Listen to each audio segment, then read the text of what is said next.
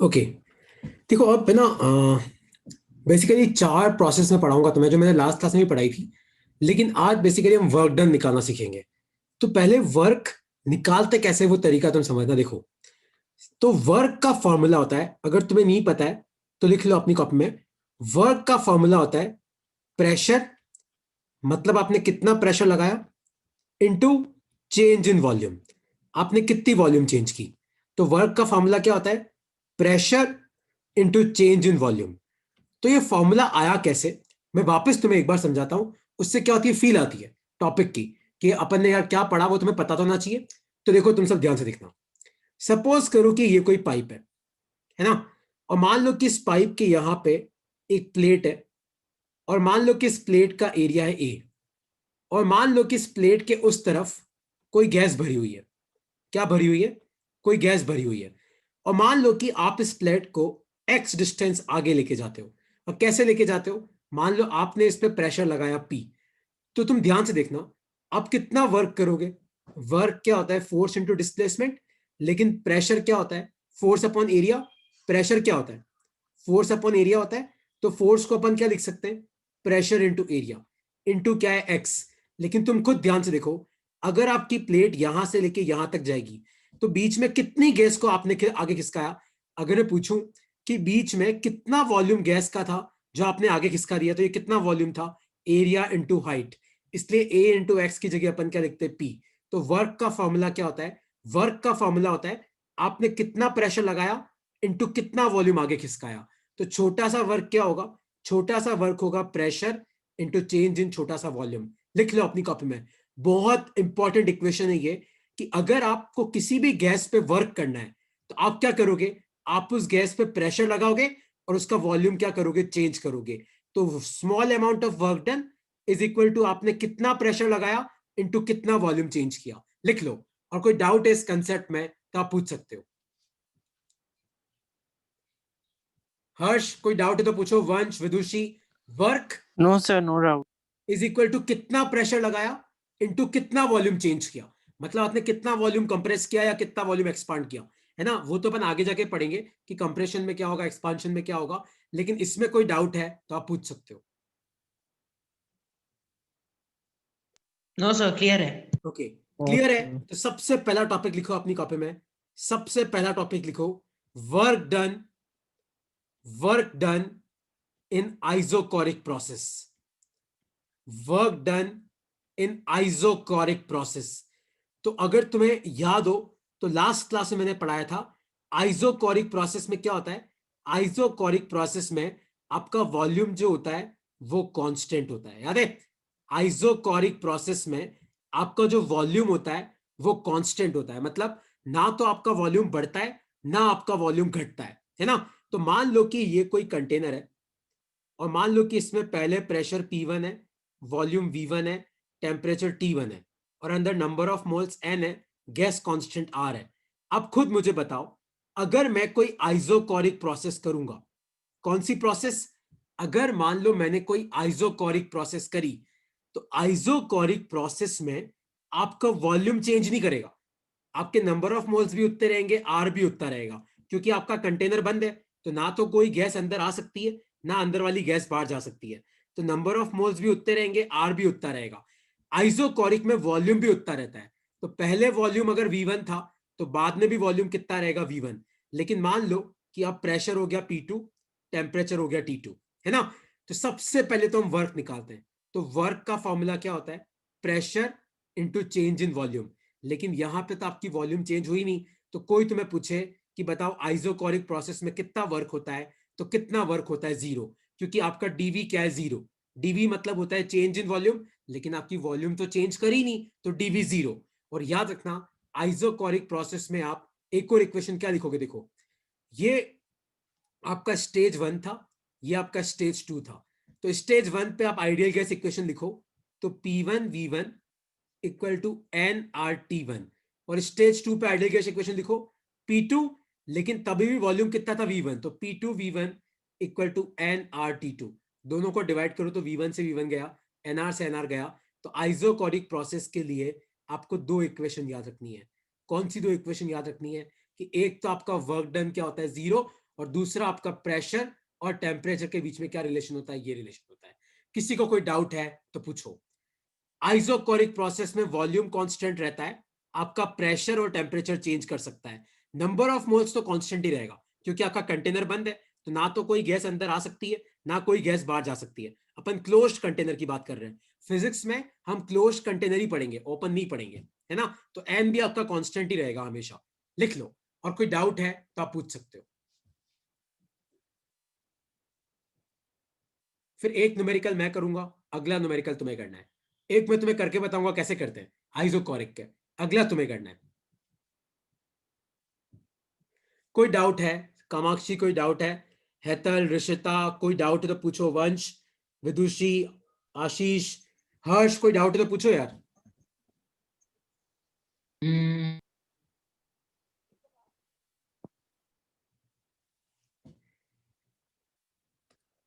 नहीं सर। ऋषिता कौन सा वर्क डन है, मतलब ये है work done in isochoric process बेटा।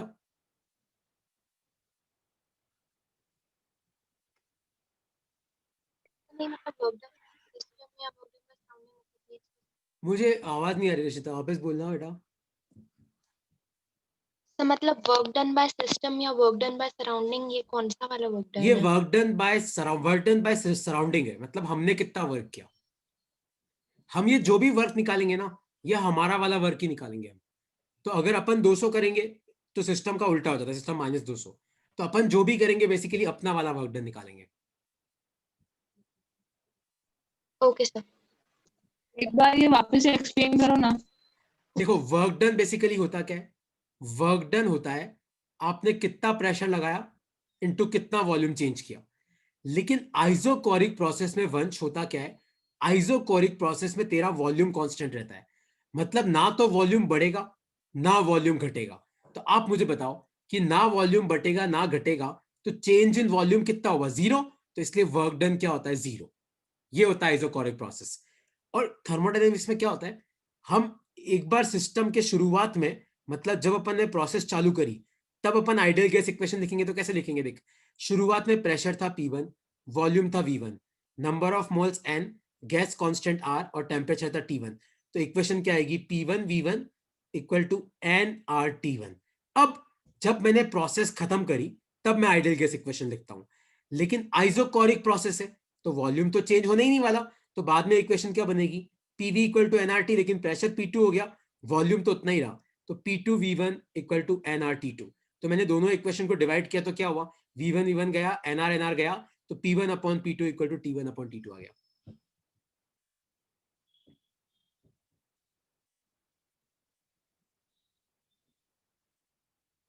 तो थर्मो में तुम्हें प्रोसेस के शुरुआत में और प्रोसेस के एंड में तुम्हें एक तो आइडियल गैस इक्वेशन लिखनी आनी चाहिए, दूसरा वर्क डन कैसे निकालते हैं, आइसोकोरिक का वर्क डन हो गया 0। जैसे अब मैं एक क्वेश्चन तुम्हें सॉल्व करके दिखाता हूं, तो तुम्हें क्वेश्चन समझना। सपोज करो कि ये कोई कंटेनर है, इसमें अभी प्रेशर है 200 पास्कल, इसमें अभी टेम्परेचर है 27 डिग्री सेल्सियस, और इसका वॉल्यूम है 2 मीटर क्यूब। और मैं थोड़ी देर के बाद क्या किया, मैं थोड़ी देर के बाद देखा कि यार ये जो कंटेनर है इसमें प्रेशर हो गया 400 पास्कल और इसका वॉल्यूम उतना ही रहा, 2 मीटर क्यूब। तो आपको बताना है कि फाइनल टेम्परेचर कितना है। तो एक तो अगर मैं तुम्हें पूछूं कि बताओ इस प्रोसेस में कितना वर्क हुआ, तो तुम देखना पहले भी दो बाद में भी दो, सारा वॉल्यूम तो चेंज हुआ ही नहीं, तो वर्क डन कितना है, 0। और आइसोकोरिक प्रोसेस में इक्वेशन क्या होती है, P1 upon P2 equal to T1 upon T2, ये होती है। तो P1 है कितना है, 200, P2 है कितना है, 400, T1 कितना है, 27 डिग्री, केल्विन में कन्वर्ट करो तो कितना आएगा, 300, और T2 अपने को निकालना है, क्रॉस मल्टीप्लाई करो आपको T2 मिल जाएगा। तो आइसोकोरिक के मुझे कैसे पता पड़ा, क्योंकि पहले और बाद में वॉल्यूम सेम थी, इसलिए ये कौन सी प्रोसेस है, आइसोकोरिक। और आइसोकोरिक में वर्क डन क्या होता है, 0। किसी को इस न्यूमेरिकल में कोई डाउट है तो आप पूछ सकते हो।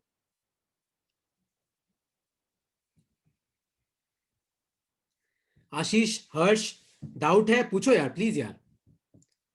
No, sir, understood. ओके, आशीष भाई कोई डाउट है क्या? प्रवीर भाई, डाउट है तो पूछो। ठीक है तुम मत पूछो, ठीक है। नेक्स्ट प्रोसेस लिखो, वर्क डन इन आइसोबारिक प्रोसेस, वर्क डन इन आइसोबारिक प्रोसेस। अब तुम सब ध्यान से सुनना, आइसोबारिक का मतलब होता है आपका प्रेशर कांस्टेंट है। आइसोबारिक का मतलब क्या होता है? आपका प्रेशर कांस्टेंट है। तो सपोज करो कि आपके पास कोई कंटेनर है जिसमें पहले प्रेशर P1 था, वॉल्यूम V1 था, टेम्परेचर T1 था, अंदर नंबर ऑफ मोल्स N है, गैस कांस्टेंट R है। अब मान लो कि मैंने क्या किया, मैंने इस सिस्टम का वॉल्यूम बढ़ा दिया। तो मान लो कि अब प्रेशर कांस्टेंट है तो प्रेशर उतना ही रहा। मान लो वॉल्यूम कितना हो गया V2 और टेम्परेचर कितना हो गया T2। पहले वॉल्यूम V1 था, टेम्परेचर T1 था, प्रेशर P1 था, लेकिन प्रेशर कांस्टेंट है तो प्रेशर उतना ही रहा। वॉल्यूम चेंज हो गया, टेम्परेचर चेंज हो गया, अभी भी नंबर ऑफ मोल्स N है, गैस कांस्टेंट आ रहा है। तो पहले तो अपन निकालते हैं वर्क डन। तो वर्क डन का फॉर्मूला क्या होता है? Pressure into change in volume. Integrate करो, इंटीग्रेट करो। तो अगर तुम भूल गए हो तो मैं तुम्हें याद दिला दूं, खाली dw का इंटीग्रेशन होता है w। प्रेशर तो कांस्टेंट है, जो भी कांस्टेंट होता है वो इंटीग्रेशन से बाहर आ जाता है, तो प्रेशर बाहर आ गया। और खाली dv का इंटीग्रेशन कितना होता है? v। तो पहले वॉल्यूम कितना था? V1, बाद में वॉल्यूम कितना था? V2। तो lower limit V1, upper limit V2। तो लिमिट्स पुट करो, देखो क्या आएगा। पहले v की जगह अपर लिमिट पुट करो तो V2 आएगा, फिर लगाओ माइनस, फिर v की जगह लोअर लिमिट पुट करो तो V1 आएगा। तो ये आ गया आपका वर्क डन। तो आइसोबारिक प्रोसेस में वर्क डन कैसे निकालते हैं?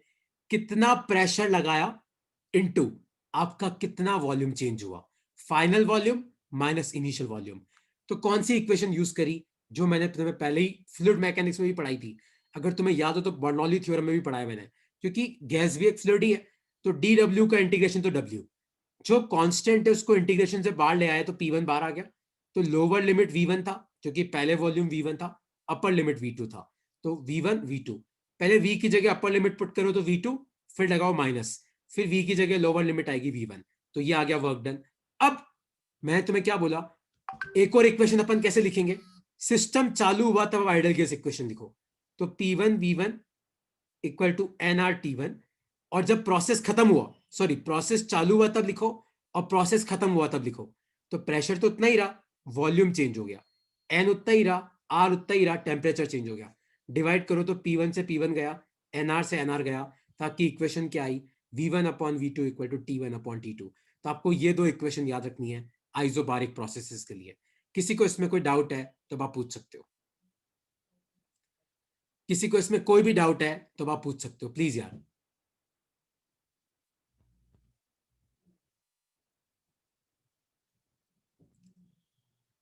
कोई भी डाउट है तो आप पूछ सकते हो।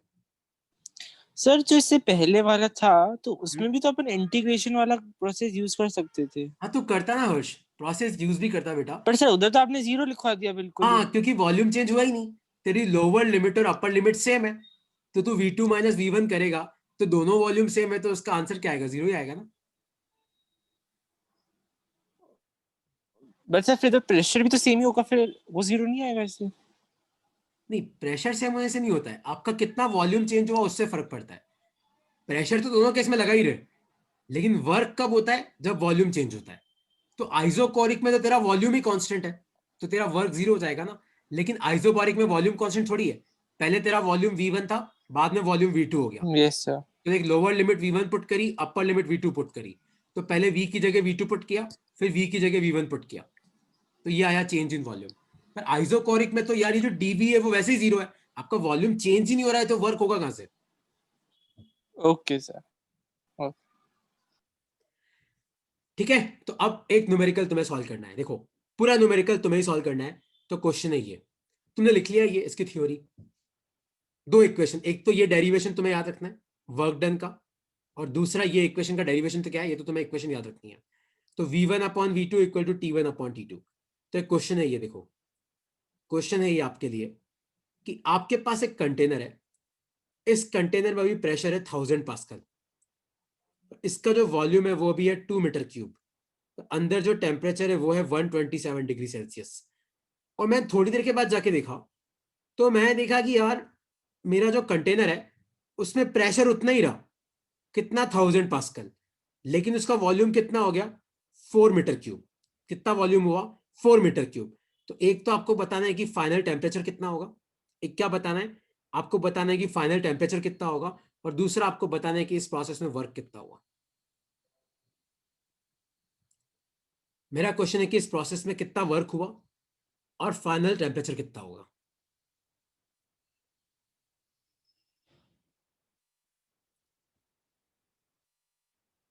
प्रेशर उतना ही रहा तो आप खुद सोचो, अगर प्रेशर उतना ही रहा तो ये आइसोकोरिक है कि आइसोबारिक है, खुद सोचना। पहले वॉल्यूम 2 मीटर क्यूब था, बाद में 4 मीटर क्यूब हो गया। पहले टेम्परेचर के 27 था, बाद वाला टेम्परेचर आपको निकालना है। तो एक तो आपको बताना है कि वर्क कितना होगा, दूसरा आपको बताना है कि T2 कितना होगा।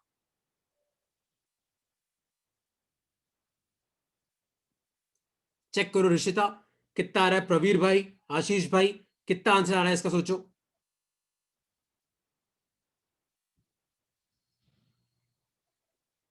चेक करो, वर्क का फॉर्मूला होता है pressure into change in volume. तो आपने कितना प्रेशर लगाया, 1000 पास्कल, और चेंज इन वॉल्यूम मतलब 4 में से 2 गए, कितना बचा 2, तो आपका आंसर कितना आएगा 2000 जूल। एक और इक्वेशन क्या थी, V1 upon V2 equal to T1 upon T2। तो V1 भी है, V2 भी है। T1 127 है तो उसको केल्विन में कन्वर्ट करना, 400 केल्विन आ जाएगा, और T2 आपको निकालना है, तो आपका आंसर केल्विन में आ जाएगा। कोई भी डाउट है तो आप तुम पूछ सकते हो।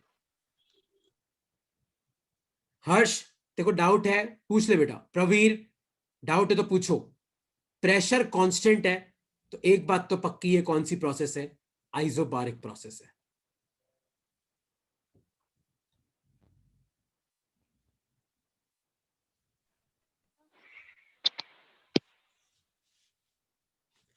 डाउट है तो तुम पूछ सकते हो, डाउट नहीं है तो मैं नेक्स्ट प्रोसेस से भाग जाऊंगा। सर हाँ पूछो। सर यहाँ पे जो प्रेशर ले रहे हैं वो एक्सटर्नल प्रेशर अप्लाइड है या फिर जो एटम्स कंटेनर की वॉल पे लगा रहे हैं वो? देख, जिस प्लेट को तुम कंप्रेस कर रहे हो ना, उस प्लेट पे कितना प्रेशर है वो पूछा है, वो है यहाँ पे प्रेशर। जिस प्लेट पे, जैसे इस प्लेट को आप कंप्रेस कर रहे हो, है ना, तो बेसिकली ये जो प्रेशर वर्ड हम यूज करते हैं ना, ये वही प्रेशर है जो आपकी कंटेनर के वॉल पे लग रहा है।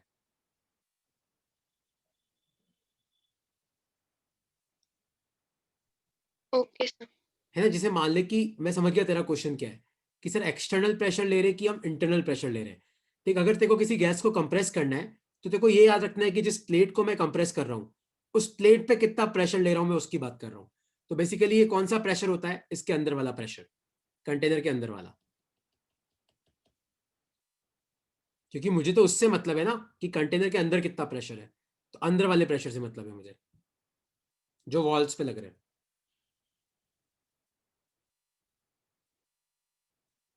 ठीक है, कोई डाउट है? आइसोकोरिक हो गया, आइसोबारिक हो गया। हर्ष कोई डाउट है तो पूछो ना, नेक्स्ट प्रोसेस पे जा रहा हूं मैं। नो सर, नो नेक्स्ट लिखो अपनी कॉपी में, work done in isothermal process. अब एक चीज तुम याद रखना, आइसोथर्मल का मतलब है कि आपका टेम्परेचर कांस्टेंट रहेगा। क्या कांस्टेंट रहेगा? टेम्परेचर। और याद रखना, आइसोथर्मल के ब्रैकेट में आप कई बार क्वेश्चन में दे रखा होता है the process is very slow. तो अगर प्रोसेस बहुत ज्यादा स्लो है तो हम उसको क्या मानते हैं, हम उसको आइसोथर्मल प्रोसेस ही मानते हैं। तो इनडायरेक्ट वर्ड है स्लो प्रोसेस आइसोथर्मल के लिए। तो आइसोथर्मल में क्या कांस्टेंट होता है, याद रखना, टेम्परेचर कांस्टेंट होता है।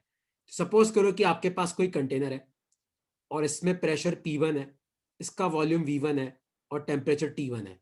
मान लो नंबर ऑफ मोल्स N है, गैस कांस्टेंट R है। और मान लो थोड़ी देर के बाद जाके देखता हूं मैं, तो मैं देखता हूं कि यार प्रेशर P2 हो गया, वॉल्यूम V2 हो गया, पर टेम्परेचर उतना ही रहा।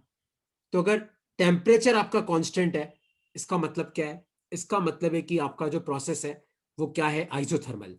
तो आइसोथर्मल प्रोसेस में वर्क कैसे निकालेंगे, अब थोड़ा सा इंपॉर्टेंट है, तुम ध्यान से देखना।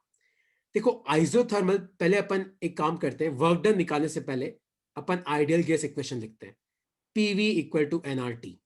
क्यों ऐसा क्यों करने की जरूरत पड़ रही है? क्योंकि आइसोथर्मल में ना तो P कांस्टेंट है ना V कांस्टेंट है। देखो प्रेशर भी चेंज हुआ, वॉल्यूम भी चेंज हुआ, तो जो वर्क डन का फॉर्मूला है ना, pressure into change in volume, उसमें P भी कांस्टेंट नहीं है, V भी कांस्टेंट नहीं है, तो इंटीग्रेट कैसे करेंगे? तो अपन 2 की जगह एक वेरिएबल बनाने की कोशिश करेंगे। कैसे? देखो, PV इक्वल टू NRT होता है, तो P को अपन क्या लिख सकते हैं? NRT बाय V लिख सकते हैं। कोई डाउट तो नहीं है? आइडियल की गैस इक्वेशन क्या बोलती है? P into V equal to NRT, तो P को अपन क्या लिख सकते हैं? NRT by V। तो वर्क डन का फॉर्मूला क्या होता है? वर्क डन का फॉर्मूला होता है pressure into change in volume. तो आप प्रेशर की जगह क्या लिखो? प्रेशर की जगह आप लिखो NRT बाय V, और यहाँ पे क्या आएगा? DV। फिर इंटीग्रेट करो, इंटीग्रेट करो, तो DW का इंटीग्रेशन तो W हो जाएगा। पहले आपका वॉल्यूम कितना था? V1, बाद में आपका वॉल्यूम कितना है? V2। देखो, N कांस्टेंट है, बाहर आ जाएगा, R कांस्टेंट है, बाहर आ जाएगा, T कांस्टेंट है, बाहर आ जाएगा। और dV अपॉन V का इंटीग्रेशन अगर तुम भूल गए हो, तो मैंने इस सेशन के शुरुआत में तुम्हें पढ़ाया था कि dx अपॉन x का इंटीग्रेशन होता है log x। अगर तुम भूल गए हो तो याद रखना, dv अपॉन v का इंटीग्रेशन होता है log v, lower limit v1 upper limit v2, है ना। और ये फॉर्मूला तुम याद रखना, nRT log e, पहले v की जगह v2 पुट करो तो ये आ जाएगा v2 अपॉन v1, क्योंकि पहले v की जगह v2 पुट करोगे तो हो जाएगा log v2 minus log v1, तो log a minus log b क्या होता है? log a by b। तो मैंने ये फॉर्मूला पुट किया, NRT log v2 by v1। लिख लो अपनी कॉपी में, बहुत इंपॉर्टेंट फॉर्मूला है ये। तो आइसोकोरिक में वर्क डन 0, आइसोबोरिक में P v2 minus v1, isothermal में NRT log v2 by v1। लिख लो अपनी कॉपी में, N कांस्टेंट है, बाहर आ गया, R कांस्टेंट है, बाहर आ गया, T कांस्टेंट है, बाहर आ गया, क्योंकि T मतलब टेम्परेचर है और आइसोथर्मल T तो कांस्टेंट रहता है। dV अपॉन V बच गया, उसका इंटीग्रेशन है log V, और तुम लोगों को नहीं पता है तो log V को अपन कैसे करेंगे? देखो यहाँ पे, देखो इस ब्रैकेट में सब, तो अपन क्या लिखेंगे? देखो, पहले V की जगह अपर लिमिट पुट करेंगे log V2, फिर लगाएंगे माइनस, फिर V की जगह लोअर लिमिट पुट करेंगे तो log V1, और log A minus log B क्या होता है? अगर तुम भूल गए हो तो log A बाय B, तो log V2 बाय V1। इसलिए मैंने क्या लिखा? log V2 by V1। लिख लो अपनी कॉपी में, ये फॉर्मूला लिख लो, बहुत इंपॉर्टेंट फॉर्मूला है, लिख लो अपनी कॉपी में, लिख लो इसको। और कोई डाउट है इसमें तो आप पूछ सकते हो।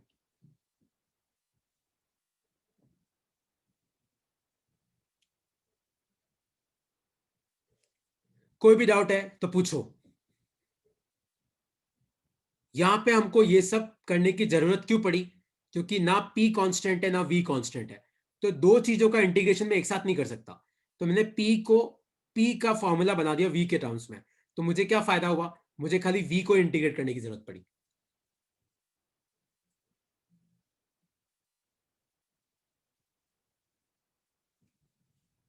कोई भी डाउट है इसमें तो आप पूछ सकते हो।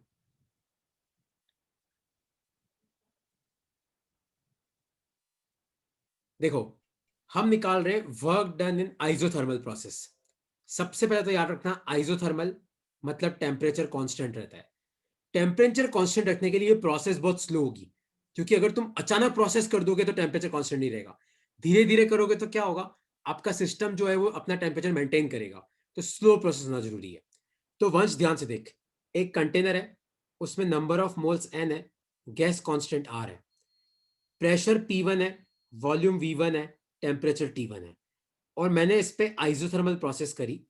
आइसोथर्मल मतलब मैंने टेम्परेचर कांस्टेंट रखा, पहले भी T1 है, बाद में भी T1 है, लेकिन एक प्रेशर चेंज हुआ P2, वॉल्यूम चेंज हुआ V2। ठीक है, तो मेरे को वर्क निकालना है। तो अब वर्क कैसे निकालेंगे? तो वर्क का जो फॉर्मूला होता है वो होता है pressure into change in volume. लेकिन यार यहां पे दिक्कत यह है कि प्रेशर भी चेंज हो रहा है, वॉल्यूम भी चेंज हो रहा है, तो दोनों को एक साथ कैसे इंटीग्रेट करूं? तो मैंने क्या किया, PV इक्वल टू NRT होता है, तो P को मैंने पुट कर दिया NRT by V, ideal gas equation. तो NRT upon V, N constant है, R कांस्टेंट है, T कांस्टेंट है, तीनों को बाहर लेके आ गया। dV अपॉन V का इंटीग्रेशन होता है log V, lower limit V1 upper limit V2, क्योंकि पहले वॉल्यूम कितनी थी V1, बाद में कितनी हो गई V2, तो बस उसको लिमिट्स पुट करी और तेरा आंसर कितना आया? NRT log V2 by V1। यह है आपका work done in isothermal process. कोई डाउट है इसमें तो आप पूछ सकते हो। और यहां पे अगर आप वो, यह है ना वो वाली प्रोसेस, वो तरीका नहीं बताया मैंने, प्रोसेस चालू होने से पहले आइडियल गैस इक्वेशन लिखो, तो P1 V1 equal to NRT1, और खत्म होने के बाद लिखो तो P2V2 इक्वल टू nRT1। लेकिन दोनों तरफ आपका राइट हैंड साइड बराबर है, तो यहां पे आपकी एक और इक्वेशन क्या आएगी, P1V1 इक्वल टू P2V2। लिख लो, लिख लो, और कोई डाउट है तो आप पूछ सकते हो।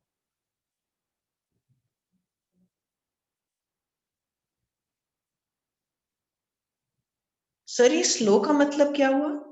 देख एक्चुअली होता टेम्परेचर क्या है, देख होता क्या हो है जाएगा। देवांश, अगर तू अचानक इस सिस्टम को कंप्रेस करेगा, एक्सपांड करेगा ना, तो अचानक टेम्परेचर चेंज हो जाता है। अगर तुम किसी प्रोसेस को बहुत फास्ट करते हो ना, तो टेम्परेचर जल्दी चेंज हो जाता है। लेकिन जैसे मान ले कि तू धीरे धीरे प्रोसेस करेगा, तो तू अगर प्रोसेस को धीरे धीरे करेगा ना, तो तेरा सिस्टम क्या करेगा, सराउंडिंग के साथ हीट एक्सचेंज करेगा, तो तेरा टेम्परेचर कांस्टेंट रहता है। तो अगर तुझे किसी प्रोसेस को आइसोथर्मली करना है, तो तुझे बहुत स्लोली करना पड़ेगा। अगर तुझे कंप्रेस करना है, तो धीरे धीरे धीरे कंप्रेस कर।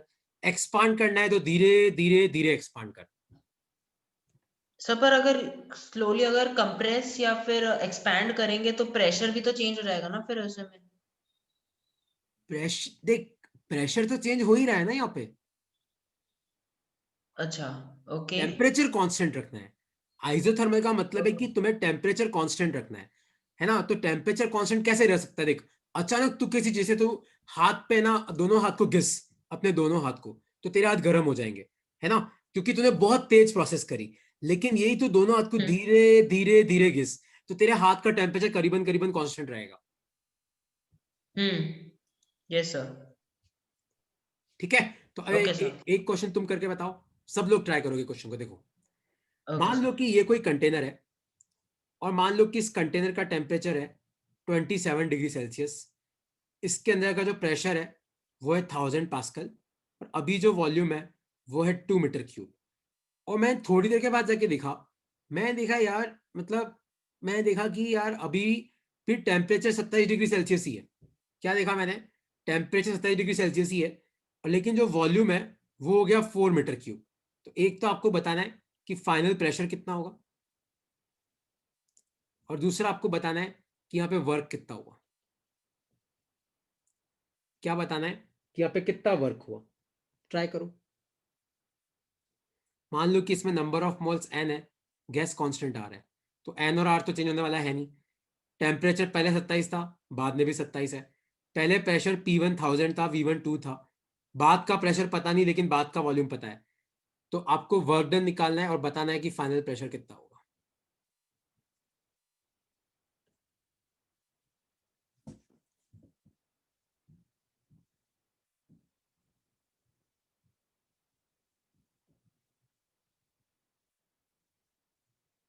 सोचो कितना आंसर आएगा इसका। देखो वो तो आप आसानी से निकाल सकते हो, P1V1 इक्वल टू P2V2, इसमें तो कोई दिक्कत नहीं है। P1 है, V1 है, V2 है, P2 आराम से आ जाएगा, है ना। और लेकिन वर्क कैसे निकालोगे, तो वर्क का फॉर्मूला होता है, वर्क का क्या फॉर्मूला होता है, N R T log V2 upon V1। Work का क्या फॉर्मूला होता है, N R T log V2 by V1। अब तुम बोलोगे सर V2 है, V1 है, पर हमारे पास nRT तो नहीं है। लेकिन याद है ideal gas equation, P1 V1 किसके बराबर होगा, nRT1 के बराबर होगा। तो P1 और V1 तो है आपके पास, तो बस यहाँ पे उसकी जगह ये पुट कर दो, और V2 है V1 है, तो आपका आंसर कितना आएगा, 2000 लॉग V2 कितना है 4, V1 कितना है 2। तो ये तुम्हारा आंसर आ गया जूल में। तो 2000 लॉग 2 जूल, ये इसका आंसर है। नहीं बेटा देवांश, एनआरटी भी निकालना पड़ेगा। एनआरटी कैसे निकालेंगे, इस तरीके से, पीवी इक्वल टू एनआरटी होता है, एनआरटी नहीं है, पी और वी तो है, तो उसकी जगह ये आ जाएगा। Okay sir. Okay sir. Yes sir. तुम्हें क्लियर हुआ, ऋषिता क्लियर हुआ। अगर तुम्हें एनआरटी नहीं दे रखा है तो एनआरटी कहां से ढूंढना है, यहां से। कोई डाउट है तो आप पूछ सकते हो। आप एन भी निकाल सकते हो, आप नंबर ऑफ मोल्स भी निकाल सकते हो। क्यों, क्योंकि अगर आप P1V1 equal to nRT1 put करोगे, तो P है, V है, R है, T है, एन ही तो बाकी एन आ जाएगा।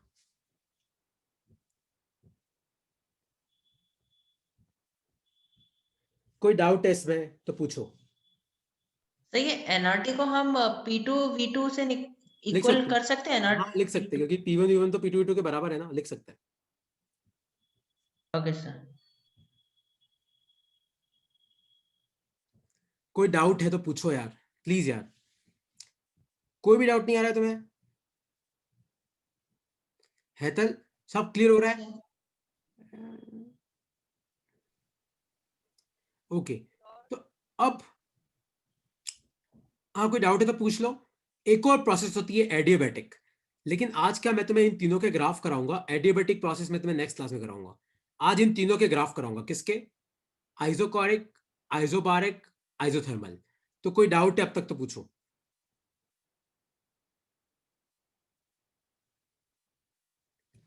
ठीक है, कोई डाउट नहीं है तो नेक्स्ट टॉपिक पे आ जाऊं मैं, कोई डाउट नहीं हो तो। ठीक है, तो लिखो अपनी कॉपी में, यस सर। तो लिखो अपनी कॉपी में कि वर्क डन। कई बार क्या होता है थर्मोडायनेमिक्स में, वर्क निकालने का एक और तरीका होता है। तो work done is area enclosed under, work done is area enclosed under PV curve. तो अगर मान लो तुम्हें एग्जाम में एक डायग्राम मिल जाए ऐसा कि ये प्रेशर है, ये वॉल्यूम है, और पहले आपका सिस्टम यहां था, यहां से यहां चला गया, तो बताओ मैंने कितना वर्क किया। तो बहुत आसान है, आपको सिर्फ ये वाला एरिया निकालना है और आपका वर्क आ जाएगा।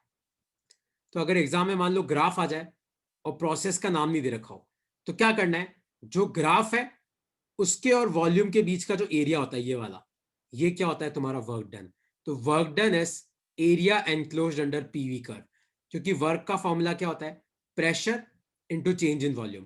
तो अगर एक एक्सिस पे प्रेशर है, एक एक्सिस पे वॉल्यूम है, तो वर्क का फॉर्मूला क्या हो जाएगा, pressure into change in volume.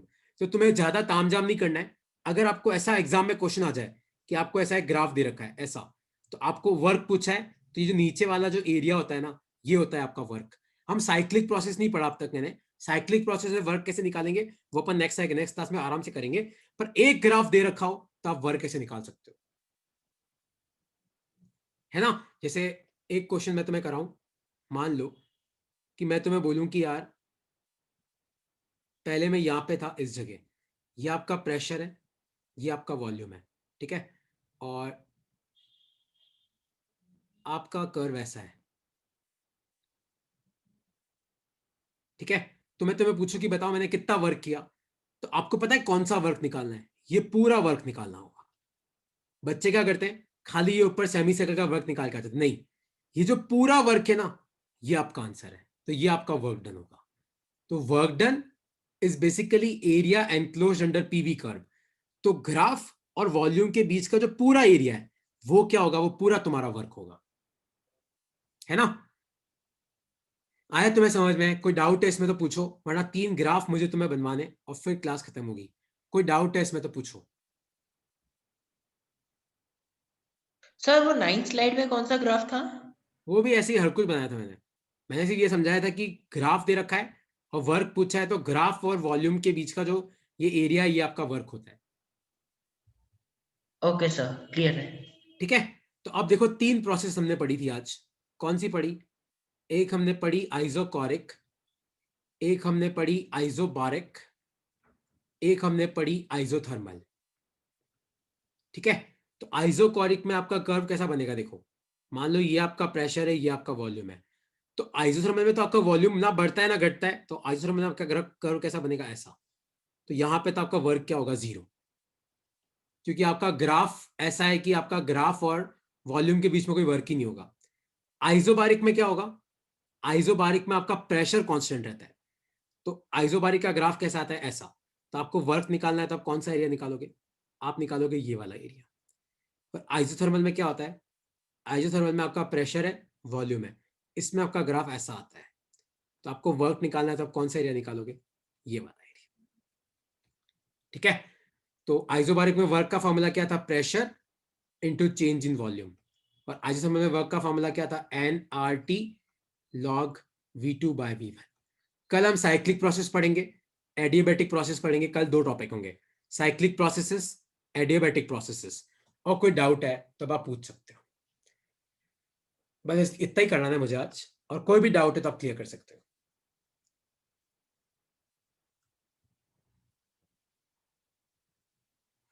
Okay, कोई डाउट नहीं है तो इन तीनों का तो शीट है मेरे पास, मैं आपको शाम तक भेजूंगा।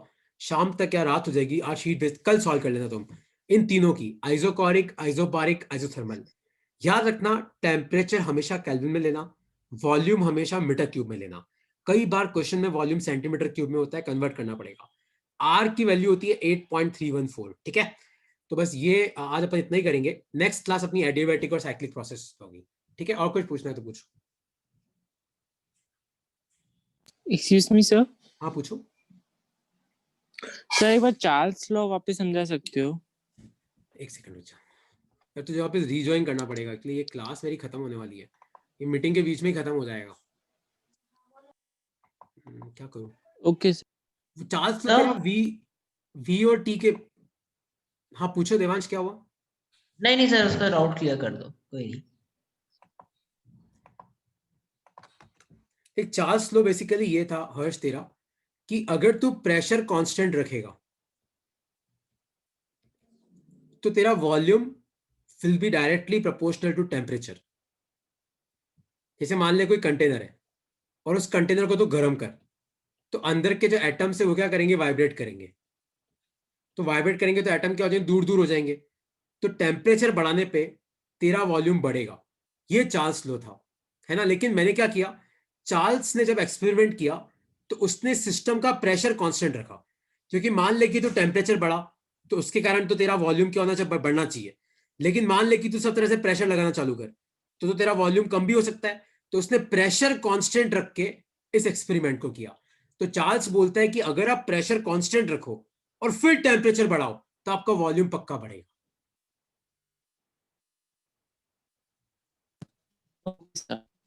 नहीं देखो डाउट है तो पूछ वापस, क्योंकि देख देख हर्ष, अगर तू प्रेशर कांस्टेंट नहीं रख, मान ले तू सिस्टम पे प्रेशर भी बढ़ाना चालू कर, तो अगर तू सिस्टम पे प्रेशर बढ़ाएगा तो प्रेशर बढ़ाने से तो वॉल्यूम घटेगा, पर टेम्परेचर बढ़ाने से वॉल्यूम बढ़ेगा। तो फिर यहां पे कुछ भी हो सकता है। लेकिन अगर तू मान ले किसी तरीके से प्रेशर कांस्टेंट कर और टेम्परेचर बढ़ा तो तेरा वॉल्यूम पक्का बढ़ेगा। ये चार्ल्स ने कहा था। Okay sir. सर मेरा डाउट यही था कि अगर वॉल्यूम अपन बढ़ाएंगे ऐसे तो अपना प्रेशर पे घटना चाहिए ना, वो कांस्टेंट क्यों हो हाँ रहा है इसलिए। तो इसलिए तो यहाँ पे मैंने प्रेशर कांस्टेंट रखा, क्योंकि अगर अपन प्रेशर को कांस्टेंट नहीं रखे तो फिर अपन कुछ नहीं बोल सकते, फिर तो कुछ भी हो सकता है, yes sir. P V T सब कुछ चेंज हो जाएगा। चार्ल्स का लॉ तभी वैलिड है जब तेरा प्रेशर कांस्टेंट है। Okay sir.